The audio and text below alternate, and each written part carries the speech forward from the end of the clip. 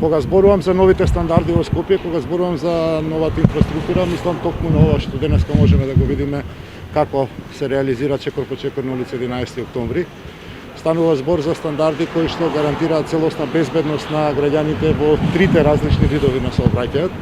И тоа коловозот од една страна, одека одвојување на велосипедската од пешачката патека, без да се мешаат како што беше, доведување во ред на велосипедските стази и замена на класичните бекатони кои што ги имаме во Скопје, кои што се и небезбедни од една страна, меѓутоа и краткотрајни од друга страна како решение. Овде одиме со штампан бетон и воведуваме нов стандард, тоа се тактилна стаза која што служи на лицата со остепен вид.